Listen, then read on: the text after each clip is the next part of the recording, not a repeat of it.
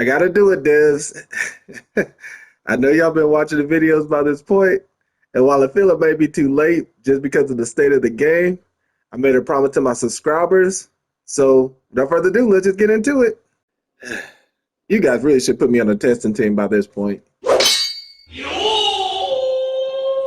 Hey everyone, this is the Shogun coming at you with another video about another key flaw in this game. This time around though, I'm not speaking out of full frustration, just half frustration. But half frustration is enough that something needs to be said, so here we are. Honestly though, I'm surprised no one else made a video about this, but don't worry, I got y'all fam. But before I begin, I want to say once again, thanks to those who commented and showed love for the previous video with the likes. You guys rock once again for that. For the most part, the dialogue was orange crisp and fresh, and I love to see that. I really do. Also, I feel your comments and likes did help the algorithm, and I feel that the right eyes did get a chance to see it, as some changes have been made since that video, so thanks for that. With all that being said, I'm just going to hop right into the video. You know, when I see things go through patch after patch, it makes me less and less enthusiastic about them having focus on other things outside its current core gameplay, as it is in such a flawed state. While I will give credit where credit is due, and they have patched a lot of things since the beginning of the game's release, there's just so much more. And in this video, I'm going to go over a big issue to why this game still feels like it's in a beta state and not a finished game as its intentions were. And that big thing is its frame data. There's just no rhyme and reason to this frame data in this game. Some moves have decent frame data, and some just have horrible frame data, and others are just flat out broken. With the randomization of frame data in this game, it feels like they just got a dartboard and just start throwing numbers and see what will stick. Majority of it just doesn't flow well together with their abilities, and forces that character to just use the most busted parts of their abilities. From this moment on, I'll describe their abilities as their kit. But don't worry, I'll explain where this comes from. So for many of you that don't know, for a year and a half I worked with a little indie company by the name of Riot Games, and worked for their player support for a small MOBA you might have heard of called League of Legends. Due to this reason, I'll be using correlation of the character's sets of abilities and attacks, or as I mentioned, their kit, with the roles used in the game as Multiverses adopted their roles from MOBAs. So if you don't know much about MOBAs, I just want to apologize in advance as I use quite a bit of references from them for the sake of this video. So League of Legends characters have certain types of titles that they use in the game. You have your tanks, assassins, bruisers, rangers, juggernauts, supports, and mages, but I'll be focusing on the four that Multiverse adopted, which are tanks, mages, assassins, and bruisers. So tanks are the front line, mainly made to soak up damage and create cover, or space, for their main damage teammates. Bruisers are usually melee characters that take a decent amount of damage while dishing out a lot of damage, harassing targets, kind of CCing things. Assassins are backline killers, usually having shorter cooldowns and the same burst damage, but are usually really easy to kill if they're called out. Well, unless you're a collie, but that's a different story. And mages are long range casters that usually do a decent amount of burst damage but lack consistent over time damage, or DPS, as a lot of people know. When I saw Multiverses was implementing this idea into the game, I was extremely hyped. Matter of fact, I even picked up LeBron James because he was labeled as a bruiser. But I was also wondering how they would implement this idea into fighting games, as it's done in hero shooters like Overwatch and Paladins. And when beta came out, I did notice the trends in MOBAs, though we really don't have much to work with in terms of how they label these characters. I did notice a common theme between them.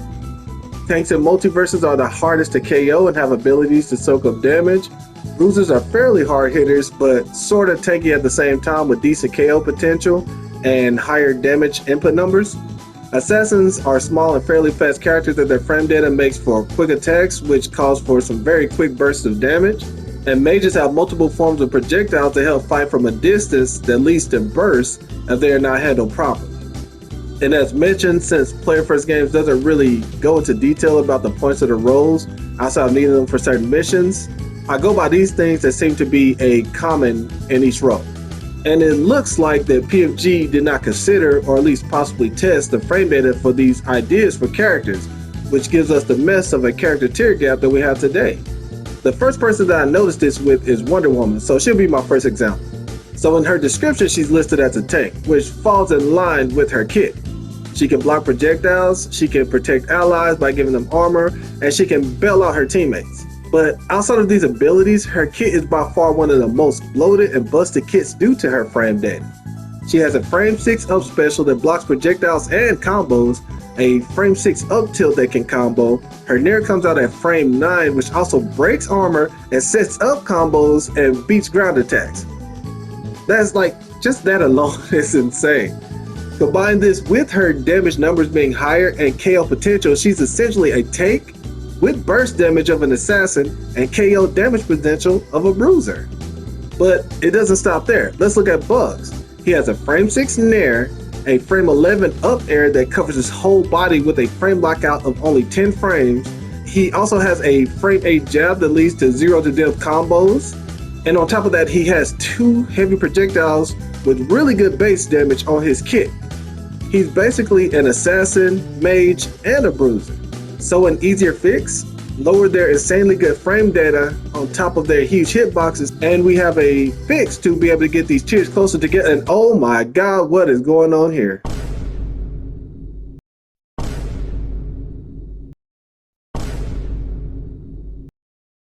It seems instead of fixing the frame data of the higher tier characters to make them more in line, PFG just breaks the lower tiers frame data to ridiculous amounts. This then causes inconsistent frame data on what was already inconsistent around the case.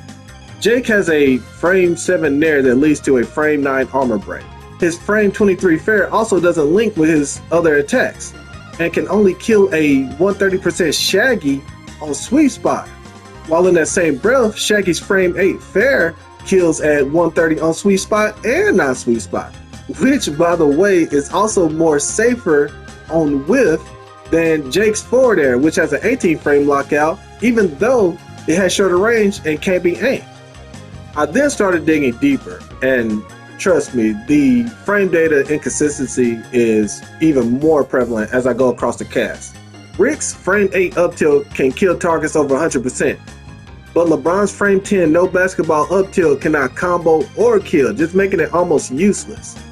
Why does Wonder Woman's frame 14 air special that has lasting active frames and has the priority of a tank and kills like one, while Marvin's frame 10 for air special throws his whole body into the attack and hits softer than Charmin rolls and lingers as long as Stripes fruit gum? Like that doesn't make any sense. Stripes frame 10 Dare also has a bigger hitbox than non-basketball LeBron's frame 11 Dare. So it's better in frame data and in range. Like how? It's everywhere. If we're going to go by the bruiser assassin philosophy that MOBAs use, and this game has adapted, then a character attacking faster and harder than a bruiser as an assassin it doesn't make any sense. There's a reason why platform fighters like Smash Brothers and Rivals of Aether have frame data around the idea of frames, then builds around its idea first. If the attack has longer frames before impact, chances are it has a possibility to kill. If there are shorter frames, chances are it's going to be more safe and can set up for potential combos or KOs if the opponent doesn't DI properly. But as mentioned in Multiverses, it's just random. Batman, a bruiser, has a frame 6 dash attack that kills at 110%, while Garnet, also a bruiser, has a frame 9 dash attack that has the knockback of a wet noodle. But then we turn around and give Garnet the most oppressive ability of a frame 10 Nair that can be charged, spaced, and only has a frame 6 lockout on whiff. There's only about 3 attacks in the game that are frame 6, making it impossible to punish on whiff on reaction. Jake, as early as frame 22 up tilt, also needs a sweet spot to kill this Shaggy, but Joker has a frame 9 up tilt that, well, does this.